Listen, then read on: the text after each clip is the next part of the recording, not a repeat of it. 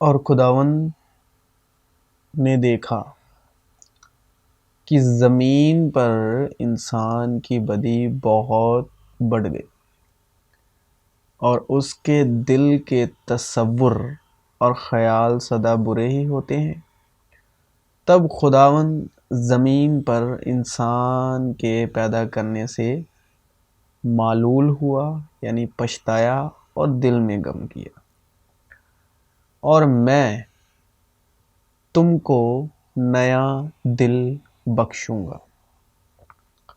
اور نئی روح تمہارے باطن میں ڈالوں گا اور تمہارے جسم میں سے سنگین دل کو نکال ڈالوں گا اور گوشتن دل تم کو عنایت کروں گا۔ اور وہ سنگین دل کون سا دل ہے؟ پتھر کا دل۔ اگر ہم پرانے عہد نامے کی دھارمکتا یعنی 10 حکموں کی دھارمکتا کو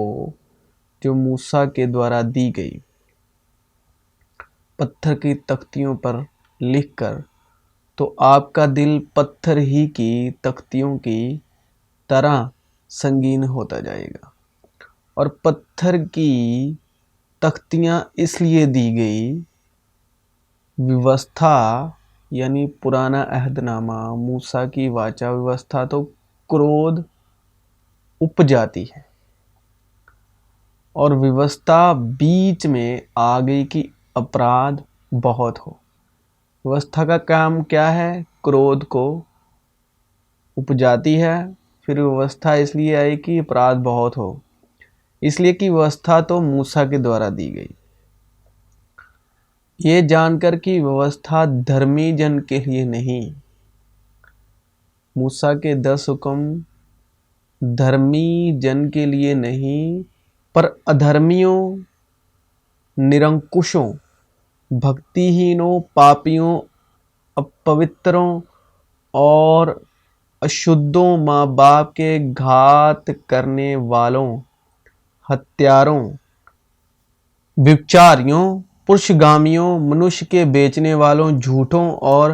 جھوٹی شپت کھانے والوں اور ان کو چھوڑ کھرے اپدیش کے سب ویرودھیوں کے لیے ٹھہرائی گئی ہے۔ اور میرا دھرمی جن وشواس سے جیوت رہے گا، ویوستھا سے نہیں۔ پر ویوستھا کا وشواس سے کچھ سبند نہیں۔ ان کو چھوڑ کر بعض شخص بے ہودہ بکواس کی طرف متوجہ ہو گئے اور شریعت کے معلم بننا چاہتے ہیں، حالانکہ جو باتیں کہتے ہیں اور جن کا یقینی طور سے دعویٰ کرتے ہیں ان کو سمجھتے بھی نہیں۔ کیا ہم پھر اپنی نیک نامی جتانی شروع کرتے ہیں، یا ہم کو بعض کی طرح نیک نامی کے خط تمہارے پاس لانے یا تم سے لینے کی حاجت ہے؟ ہمارا جو خط ہمارے دلوں پر لکھا ہوا ہے وہ تم ہو، اور اسے سب آدمی جانتے اور پڑھتے ہیں۔ ظاہر ہے کہ تم مسیح کا وہ خط ہو جو ہم نے خادموں کے طور پر لکھا، سیاہی سے نہیں بلکہ زندہ خدا کی روح سے، پتھر کی تختیوں پر نہیں، سنگین دل۔ پتھر کی تختیاں یعنی سنگین دل، بلکہ گوشت کی یعنی دل کی تختیوں پر۔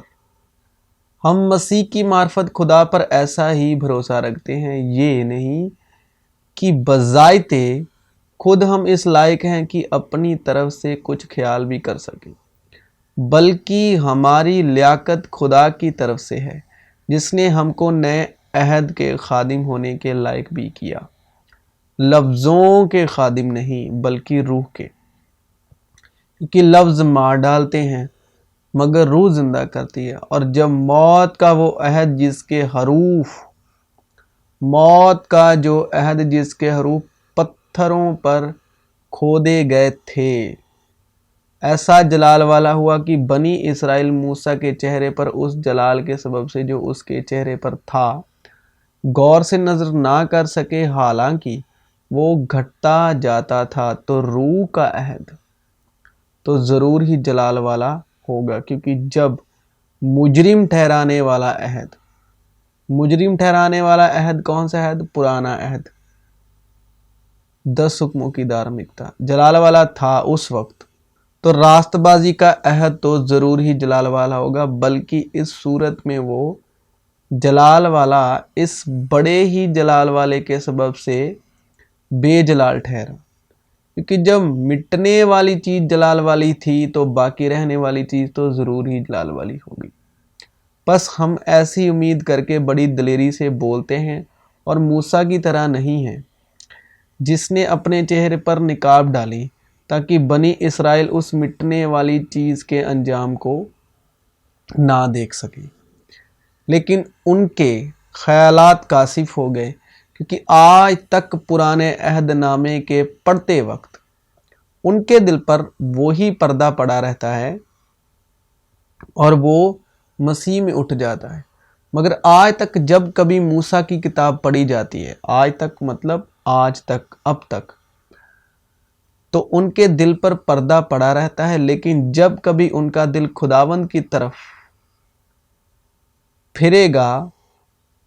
تو وہ پردہ اٹھ جائے گا، یعنی وہ پتھر، جو یہ پردہ وہی ہے جسم کا پردہ، وہ پردہ جو خداوند کی قبر کے آگے پتھر کا پردہ، پتھر درساتا ہی پرانی واچا کو ہے، پتھر کی تختیوں کو، تو جسم کا پردہ اور جسم کے آگے پتھر کی تختیاں، یعنی وہ قبر کا پتھر، اور یشوع مسیح نے جسم کو پردے کو ہٹایا اور پتھر کی تختیوں کو بھی روح کے وسیلے، اور وہ خداوند روح ہے، اور جہاں کہیں خداوند کی روح ہے وہاں آزادی ہے، تو اس نے ہمیں کہاں سے آزاد کیا؟ پرانی واچا سے، اور وہ جسم کا پردہ ہٹایا اور وہ پتھر کی تختیوں کو ہٹایا۔ مگر جب ہم سب کے بے نقاب چہروں سے خداوند کا جلال اس طرح منعکس ہوتا ہے جس طرح آئینے میں، تو اس خداوند کے وسیلے سے جو روح ہے، ہم اسی جلالی صورت میں درجہ بدرجہ بدلتے جاتے ہیں۔ چنانچہ لکھا بھی ہے کہ پہلا آدمی یعنی آدم زندہ نفس بنا، پچھلا آدم زندگی بخشنے والی روح بنا، لیکن روحانی پہلے نہ تھا بلکہ نفسانی تھا، اس کے بعد روحانی ہوا۔ پہلا آدمی زمین سے یعنی خاکی تھا، دوسرا آدمی آسمانی ہے، جیسا وہ خاکی تھا ویسے ہی اور خاکی بھی ہے، اور جیسا وہ آسمانی ہے ویسے ہی اور آسمانی بھی ہے، اور جس طرح ہم اس خاکی کی صورت پر ہوئے اسی طرح اس آسمانی کی صورت پر بھی ہوں گے۔ پس جس طرح ایک آدمی کے سبب سے گناہ دنیا میں آیا اور گناہ کے سبب سے موت آئی، اور یوں موت سب آدمیوں میں پھیل گئی، اس لیے کہ سب نے گناہ کیا، کیونکہ شریعت کے دیے جانے تک دنیا میں گناہ تو تھا، مگر جہاں شریعت نہیں وہاں گناہ محسوب نہیں ہوتا۔ تاہم آدم سے لے کر موسیٰ تک موت نے ان پر بھی بادشاہی کی جنہوں نے اس آدم کی نافرمانی کی طرح جو آنے والے کا مثل تھا گناہ نہ کیا تھا، لیکن قصور کا جو حال ہے وہ فضل کی نعمت کا نہیں، کہ جب ایک شخص کے قصور سے بہت سے آدمی مر گئے تو خدا کا فضل اور اس کی جو بخشش ایک ہی آدمی یعنی یسوع مسیح کے فضل سے پیدا ہوئی بہت سے آدمیوں پر ضرور ہی عفرت سے نازل ہوئی، اور جیسا ایک شخص کے گناہ کرنے کا انجام ہوا بخشش کا، ویسا حال نہیں، کیونکہ ایک ہی کے سبب سے وہ فیصلہ ہوا جس کا نتیجہ سزا کا حکم تھا، مگر بہتیرے قصوروں سے ایسی نعمت پیدا ہوئی جس کا نتیجہ یہ ہوا کہ لوگ راست باز ٹھہرے، کیونکہ جب ایک شخص کے قصور کے سبب موت نے اس ایک کے ذریعے سے بادشاہی کی، تو جو لوگ فضل اور راست بازی کی بخشش عفرت سے حاصل کرتے ہیں وہ ایک شخص یعنی یسوع مسیح کے وسیلے سے ہمیشہ کی زندگی میں ضرور ہی بادشاہی کریں گے، غرض जैसा कि एक कसूर के सबब वो फैसला हुआ जिसका नतीजा सब आदमियों की सज़ा का हुक्म था, वैसा ही रास्तबाजी के एक काम के वसीले से सब आदमियों को वो नेमत मिली जिससे रास्तबाज ठहर के ज़िंदगी पाएं। क्योंकि जिस तरह एक ही शख्स की नाफरमानी से बहुत से लोग गुनाहगार ठहरे, उसी तरह एक की फरमानबरदारी से बहुत से लोग रास्तबाज ठहरेंगे। और बीच में शरीयत मौजूद हुई ताकि कसूर ज़्यादा हो जाए, मगर जहाँ गुनाह ज़्यादा हुआ वहाँ फजल उससे भी नहायत ज़्यादा हुआ, ताकि जिस तरह गुनाह ने मौत के सबब से बादशाही की, उसी तरह फजल भी हमारे खुदावंद यीशु मसीह के वसीले से हमेशा की ज़िंदगी के लिए रास्तबाजी के ज़रिए से बादशाही करे। बस ए भाइयों, चूँकि हमें यीशु के खून के सबब उस नई और ज़िंदा राह से पाक मकान में दाखिल होने की दिलेरी है, लेकिन उसके वादे के मुवाफिक हम नए आसमान और नई ज़मीन का इंतज़ार करते हैं जिनमें रास्तबाजी बसी रहेगी, क्योंकि वो हमारी सुलह है जिसने दोनों को एक कर लिया और जुदाई की दीवार को जो बीच में थी ढा दिया। चुनांचे उसने अपने जिस्म के ज़रिए से दुश्मनी यानी वो शरीयत जिसके हुक्म ज़बीतों के तौर पर थे मौकूफ़ कर दी, ताकि दोनों से अपने आप में एक नया इंसान पैदा करके सुलह करा दे और सलीब पर दुश्मनी को मिटाकर और उसके सबब से दोनों को एक तन बनाकर खुदा से मिलाए। और उसने आकर तुम्हें जो दूर थे और उन्हें जो नज़दीक थे दोनों को सुलह की खुशखबरी दी, क्योंकि उसी के वसीले से हम दोनों की एक ही रूह में बाप के पास रसाई होती है। क्योंकि मसीह की मोहब्बत हमको मजबूर कर देती है, इसलिए कि हम ये समझते हैं कि जब एक सबके वास्ते मोया तो सब मर गए,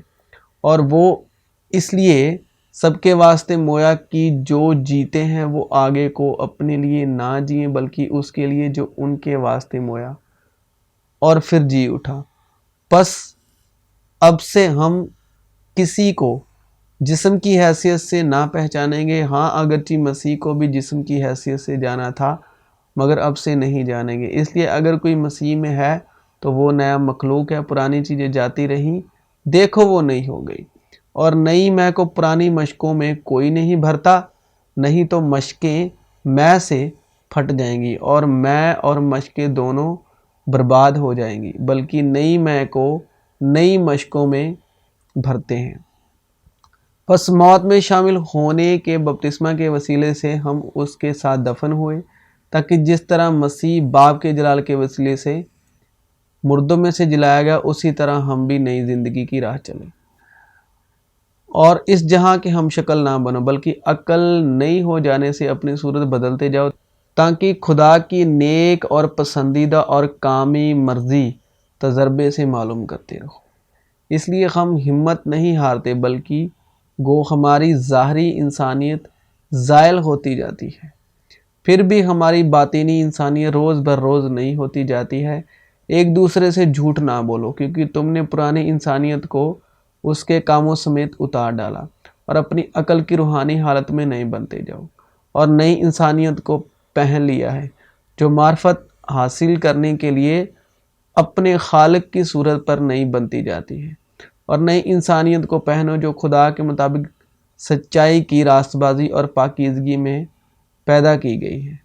तो उसने हमको नजात दी, मगर रास्तबाजी के कामों के सबब से नहीं जो हमने खुद किए, बल्कि अपनी रहमत के मुताबिक नई पैदाइश के गुशल और रूहुल कुद्स के हमें नया बनाने के वसीले से। तो मसीह यीशु में आप सबों की सलामती हो।